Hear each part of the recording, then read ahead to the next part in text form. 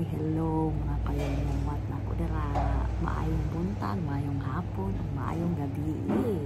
Kung kano sa aman mo na naani ay. So karong adlaw guys, na ako'y ihisgutan. Duha ka butang. Nanong bugnaw mo gid is looking.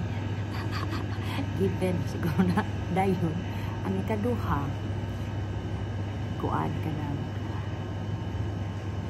kung pwede pa ta mag-ugas atong buhok everyday baka ha or kanang alternate days ba, no? Tanaw na to na isgutan na to na. Kung nagpuyo ka diri sa UK kay balo na gid ka kung mas init bugnaw gihapon. Unya pakapinan pag maligo ka adlaw-adlaw. Hoy, lisod ka.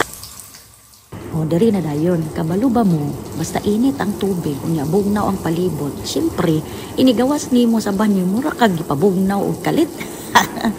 Dili na gid lami. Kamu lamian mo. Ay, bako dili.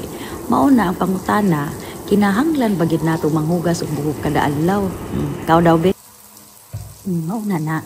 Sa tinuod lang, ang alternate day nga paghugas sa buhok labi na kung bugnaw ang panahon. Yot, mas maayon na. Dili lang komportable oy, pero mas maayong epekto sa atong mga buhok ug anit. Ang bugnaw nga panahon maka paugas atong buhok. Kung makapaugas sa atong anit.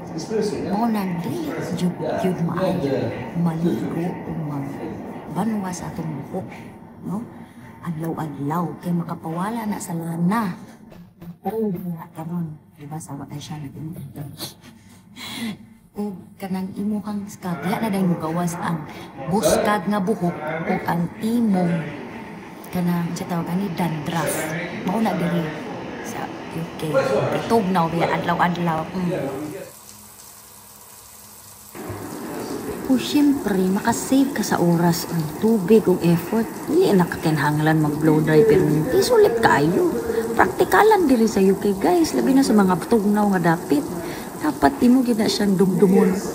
Kung pwede, alternate days ka maligo. O sa baka duha ka adlaw, tulog ka adlaw, aya ka maligo. Or banwasan mo imuhang buhok.